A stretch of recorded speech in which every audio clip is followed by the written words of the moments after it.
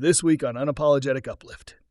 I feel like my intuition has never been stronger. My ability to be present in my body, which right now is the key to getting through this time with ease and flow. And I'm really excited about that. So, with everything that's going on in the world, I truly believe that we are seeing the fall of narcissism, narcissistic leadership, and it's not really a collapse, but a correction that's taking place right now. Because right now the energy is saying, just try it, do it scared, do it anyway, do it messy, and see what happens and see where it falls. What I really want for you and everyone listening and me and you, Kim, is for us to be so curious about who the hell we are. If you're complaining, you are blocking miracles.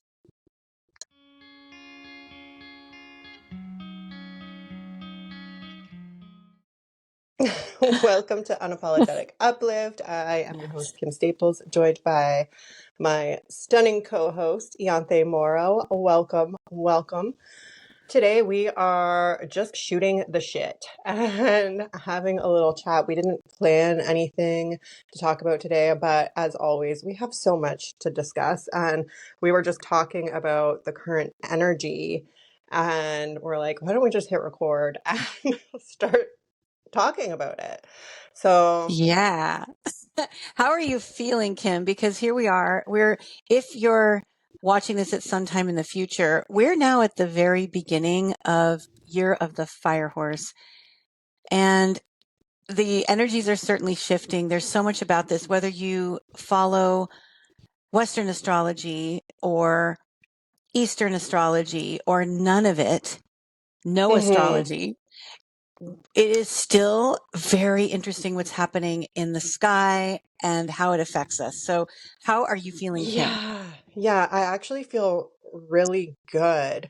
I've been like low energy, to be honest, but feeling really, really good. I feel like my intuition has never been stronger. My ability to be present in my body, which right now is the key to getting through this time with ease and flow. And I'm really excited about that. Overall, I feel good. I feel excited for what's to come.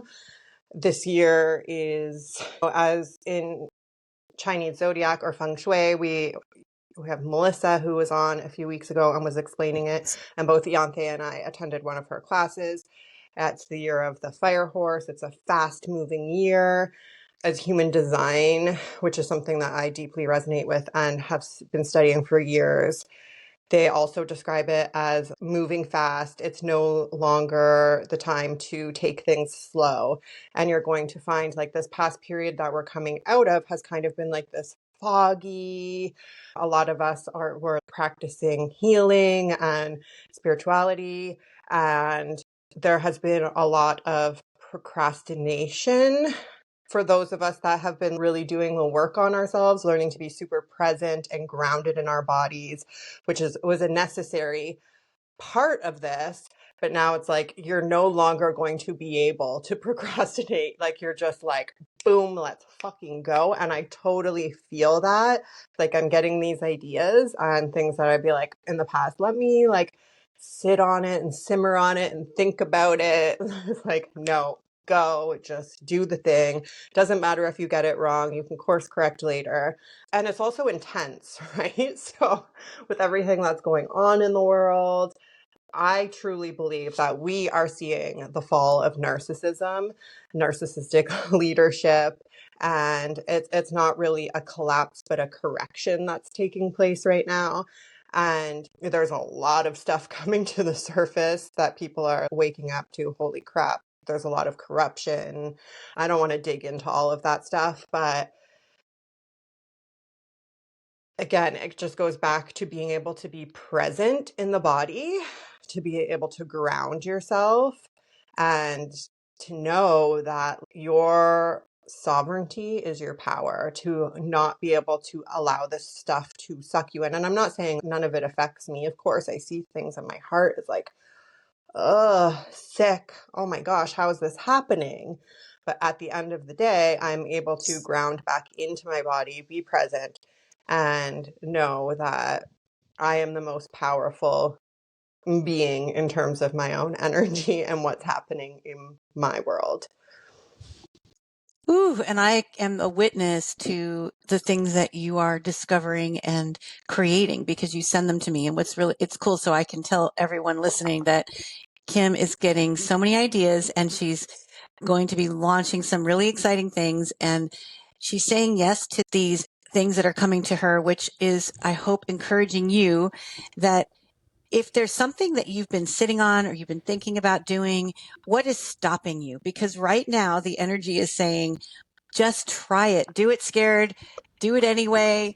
Do it messy and see what happens and see where it falls. So that, yes. And then in terms of the world and systems collapsing and narcissists being unmasked, all of that is also true.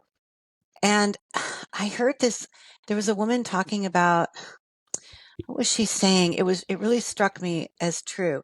Instead of getting, I guess, okay, a couple things. I'm going to back up. Kim mentioned human design, and I mentioned the Chinese zodiac. And so did Kim, because of Melissa Yamaguchi, our recent guest.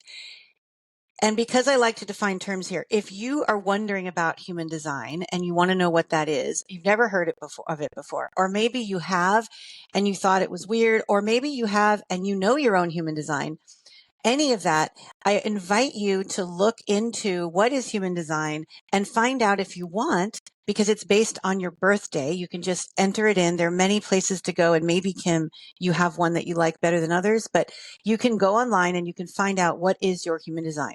And you can look at that. Now, these are tools for self-awareness. And like any tool, one may speak to you and it works and one may not.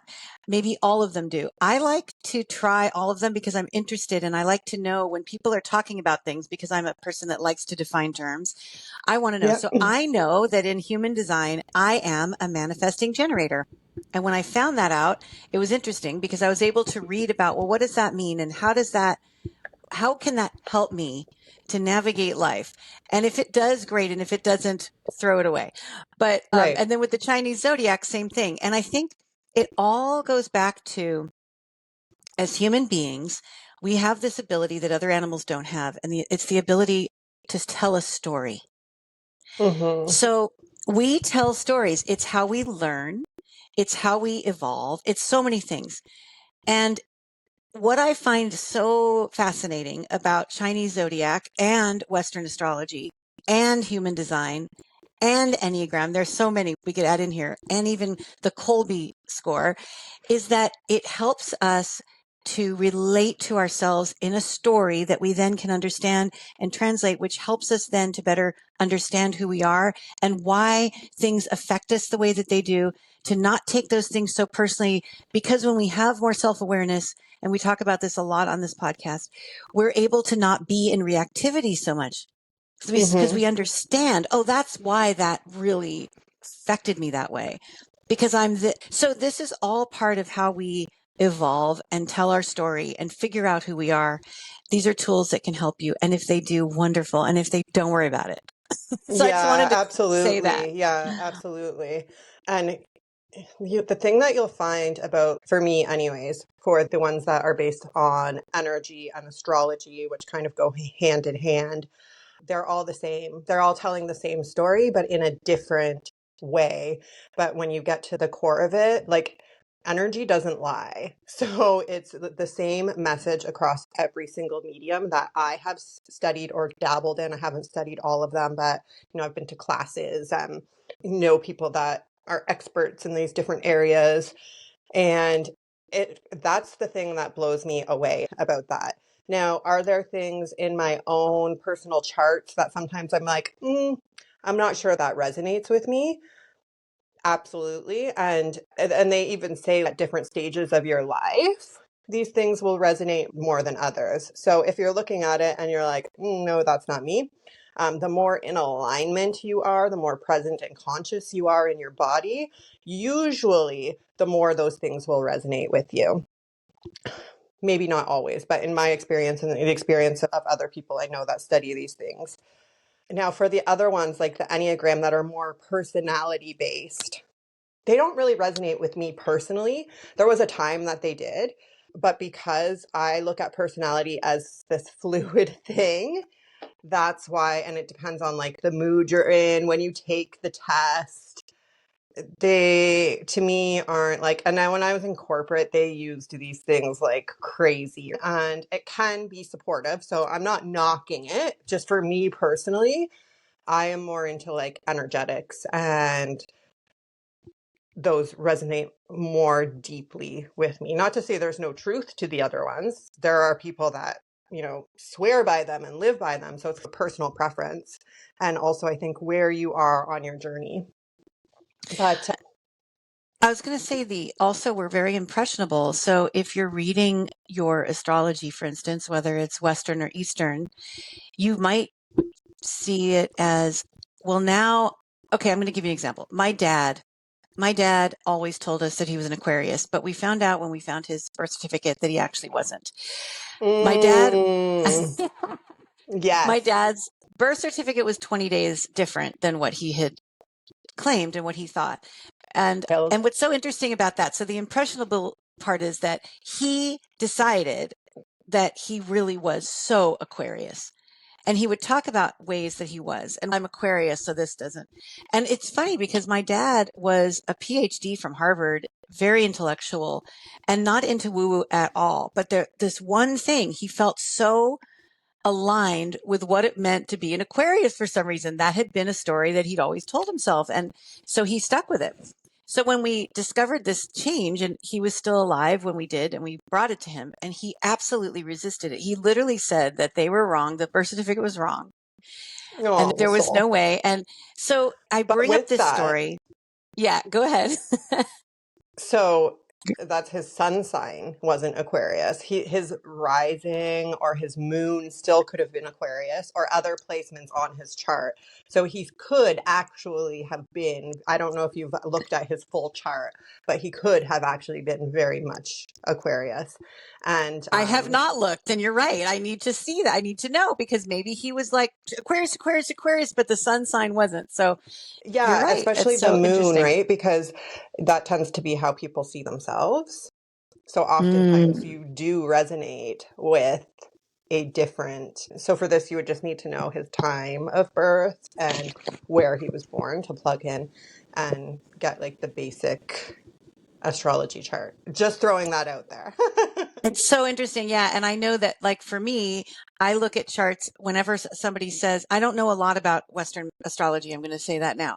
And I've always resisted it because I didn't personally like the descriptions of Virgos, and I'm a Virgo sun sign. However, what I learned later, because my daughter's really into this, is that, well, Mom, you're so Virgo, but really you don't feel it because you're a Cancer moon.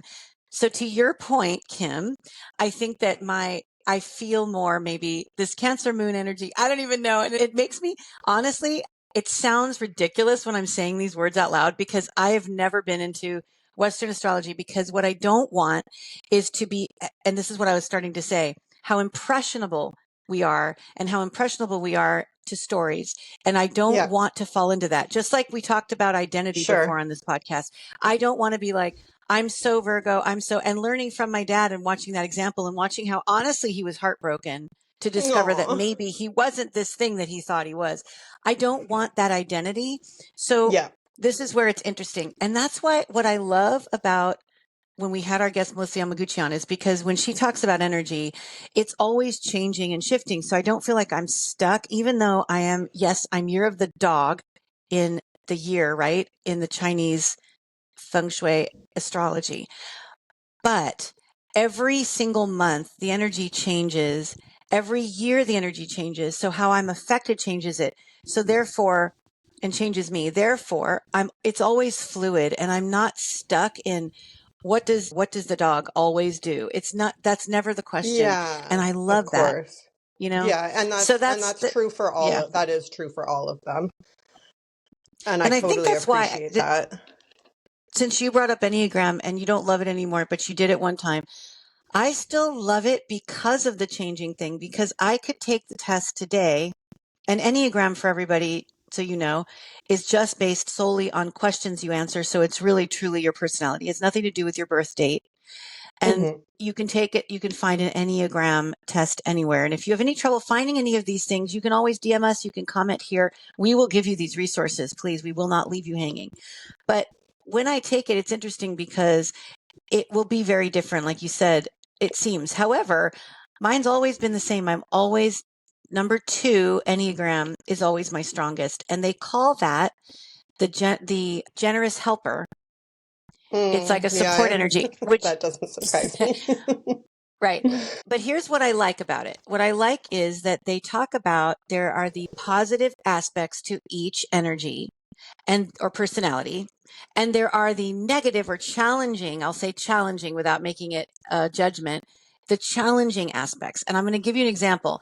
With me, with the generous helper, the obvious positive is that I'm that person you can rely on to help you. I want to be there to help. And they have these jokes about like, what would a number 2 Enneagram do? So you're at a party and you walk into the party, and the first thing the number 2 Enneagram does is, oh, did you need me to get you something before I sit down? That's the feeling, like looking Yep. and also looking around and seeing, does anybody need anything? Did you need me to run to the store for you? That's the 2 energy. Now, the negative aspects or the challenging aspects of that energy is giving in order to get. So you walk in with, if you're in the challenging aspects of that energy, I'm going to walk into the party going, I want everyone to like me most at this party, and I want to look like I'm the best. So I'm going to ask everybody if they need anything because I want that clout of looking like I'm the helper.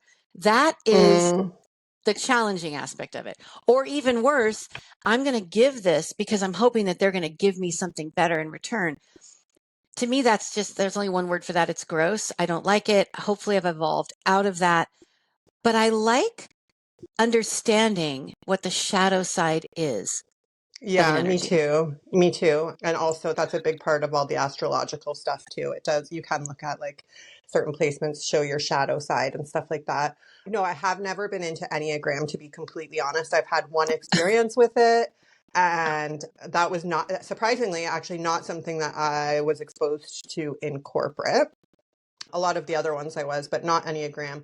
I've only literally had one experience with the Enneagram, and it just didn't resonate with me. But I will say at that time, I was already into all of the energetic stuff. And I think I answered a couple questions and I was just like, yeah, no. Also because I feel different from day to day. And as you mentioned, how like energy changes every month, year, it actually changes like in 12 hours. The energy can be a lot different. And I feel like I'm so multifaceted. Yeah, I don't know. It just for me didn't resonate. Not to say that it's bullshit or anything like that. I'm sure it's great. I also think maybe just the environment that it was in as well, that I was experiencing it, just felt off to me. But Yeah, that's just giving permission for all of you, if you're hearing what Kim is saying. So she's not just, obviously, I've gotten some good things out of it. And I don't do anything with it right now at the moment, but I thought it was interesting, right? I also thought the Kolbe, Kolbe, was really interesting. And I'm called a quick start 9 in the Kolbe score, which makes me have this distinction of I'm super highly creative and can jump into things that other people might find scary and do them anyway. Like that's my personality. And so that was kind of fun to see that I rated really high on that. And I was like, oh, well, that makes sense why I'm so weird and you can't put me in a box. Okay, that makes sense. And again, it's all about how are we figuring out who we are and what works for us. So you have permission to love a certain modality and hate another one, have it resonate and the totally. other one doesn't. And we have zero judgment about it. What I really want for you and everyone listening and me and you, Kim, is for us to be so curious about who the hell we are.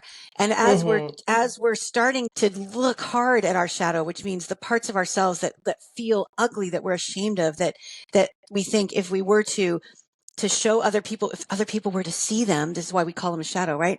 They wouldn't like us, or they would even be appalled, or think of a word there and put it in.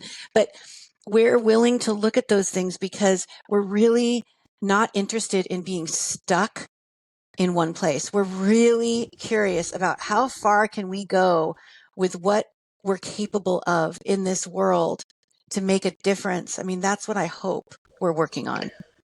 Yeah, and they're all just fun at the end of the day. To me, I think the most important thing of all is that you know yourself.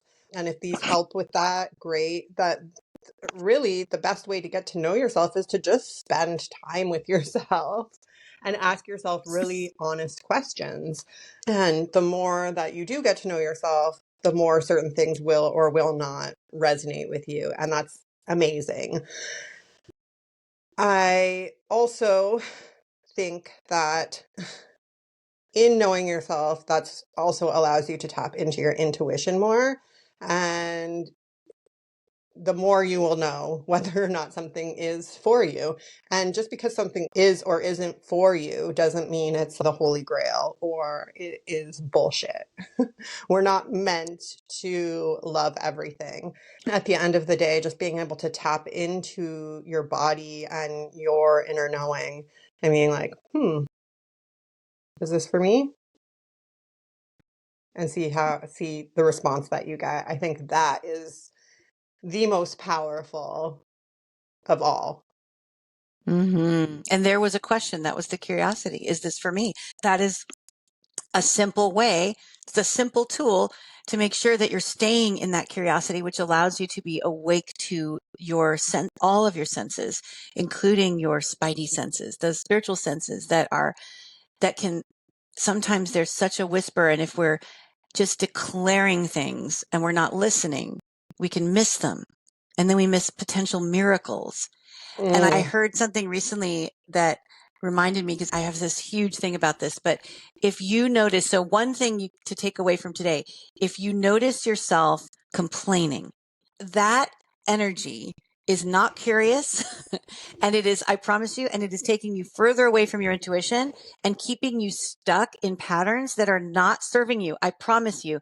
And in fact, I've even heard it spoken this strongly. If you're complaining, you are blocking miracles. Yeah, it's so true. Oh, excuse me. Yeah, I challenge everybody listening today to go on a complaining diet. And sometimes I catch myself doing it. You have a number of things that don't go your way in a row. And it's like, oh, for fuck's sakes, what is going on here? And you might fall into the trap of complaining, but being able to rein it back in and really at the end of the day, having that certainty that everything that is happening as it should for your highest good. Even the challenging things that you hate in the moment. It's like, if we can just get the lesson out of this, what is this showing me? What can I learn from this? And it's as simple as that's the thing. And I could even illustrate this and do a little character here, but I want to show you the difference. It can be considered subtle, but the difference between complaining and processing something that's bothering you, because I do think that there's value in processing, having somebody safe that you can go to say, in my case, I could go to you, Kim, anytime with this and really try, I want to process something that's getting at me that I'm noticing isn't feeling right and sitting right with me. How is that different from complaining? So I want to show you, I'm going to be the complaining girl, and then I'm going to be the processing girl, and let's see what happens. Yay! I love when you go into characters. Okay, we're going to start with, well, you'll know the difference, right, between the complaining girl and the processing girl. I'm coming to you, Kim, with something. Okay. I am... Okay, I am so tired of having people in my space who are not noticing how they're showing up. Like, they're showing up with all this energy. They're not noticing their audience. They're not noticing where they are. They're just like spewing their day on me, and it's gross. Okay, that's complaining, right? Now, I'm going to do the same thing, talking about the same example But this time I'm going to take away the complaining girl, and I'm going to bring in the curiosity and the processing of this.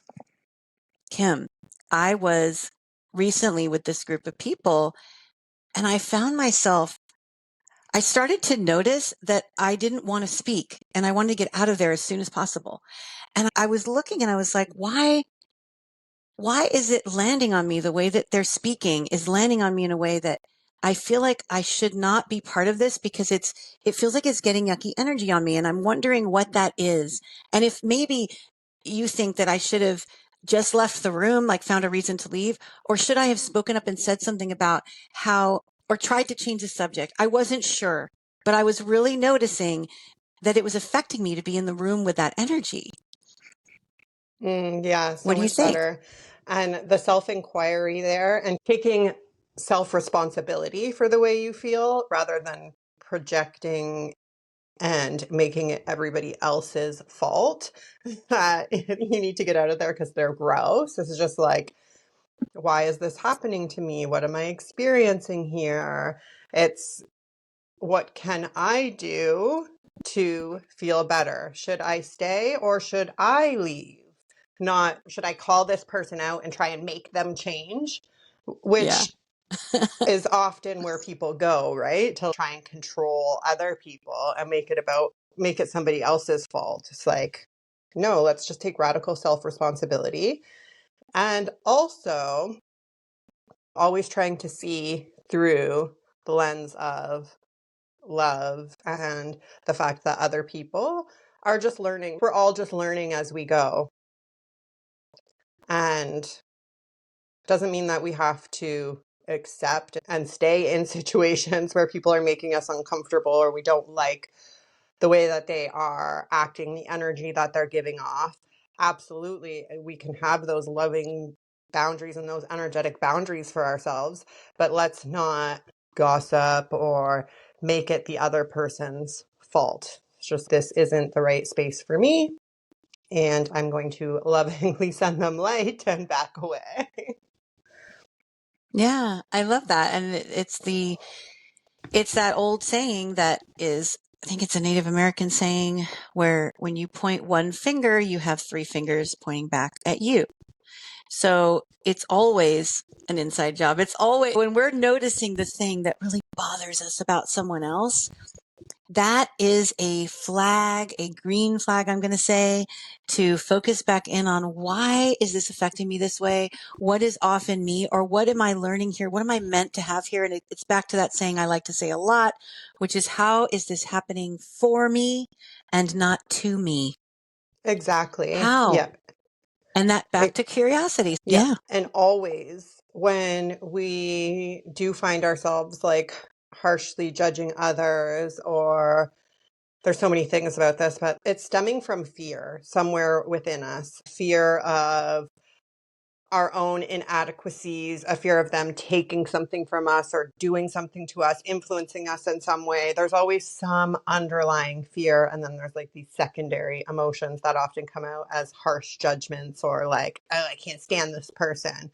So that's why I say, if we can bring it back to seeing it with love, and if they are acting out, let's say, it also stems from a place of fear somewhere within them.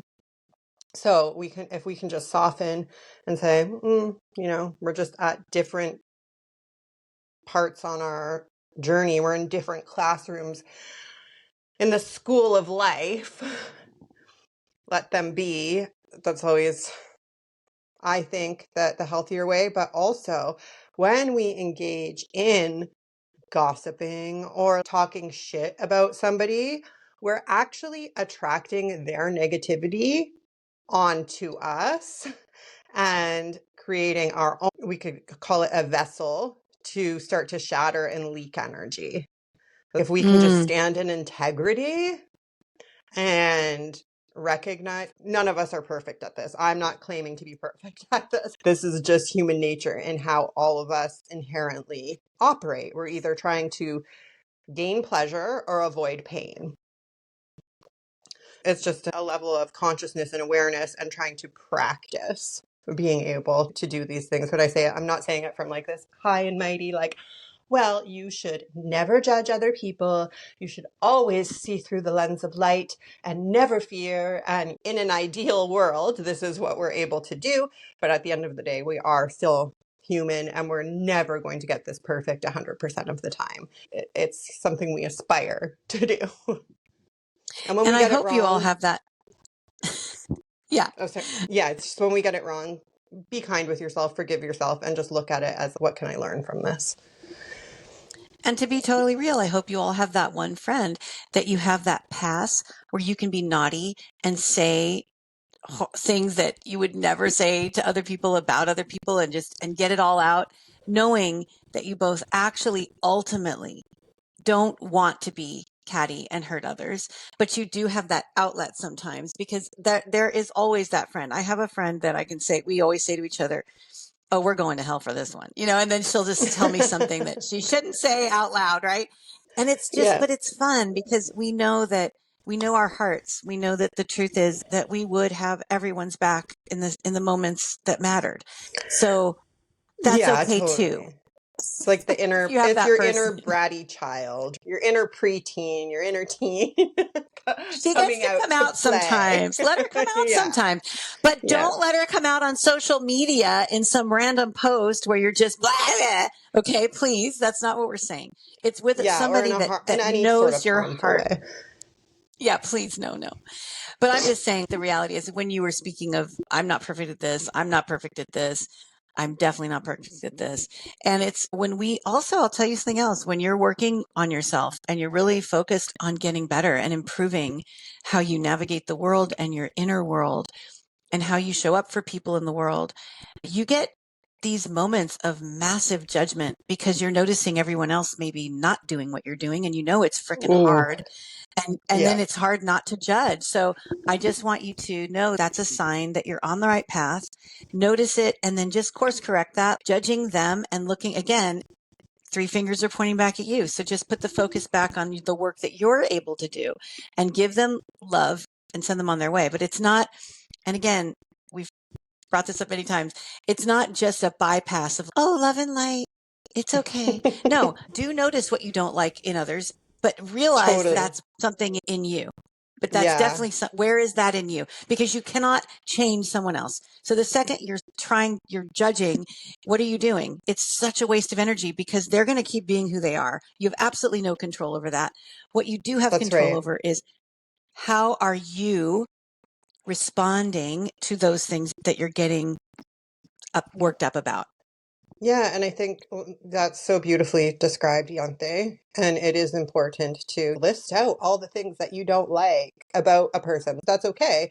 But then recognize, yeah, what is this bringing up in me? What is this showing me? And how can I soften this and look at it in a healthier way? And one way to know that you're like spiraling with this is when you're trying to control things, when it feels like this has to happen right now. Anything that has to happen right now, that's how you know it's reactivity and not healthy, positive, loving energy. And yeah, I still fall into this trap myself. I talked about on an episode, I don't know if it was this season or last season, about how I was harshly judging my kids' friends' parents because Oh, yeah. of their kids' behavior or things that were happening. And like I was starting to be like, no, my kids are not playing unless I'm right there overseeing everything. And like I was actually driving myself crazy. And then I just was like, what the hell am I doing here?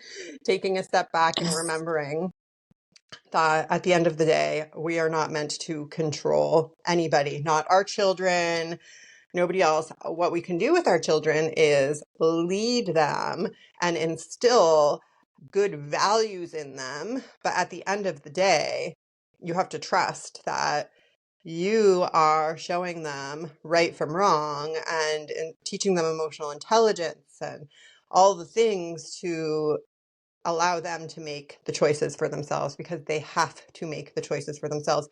And what is coming through to me right now is that worrying and obsessing about your children, or anybody for that matter, actually is projecting darkness onto them and can actually make things worse for them. For example, if you are like constantly worrying about your kid being bullied, they're more likely to be bullied.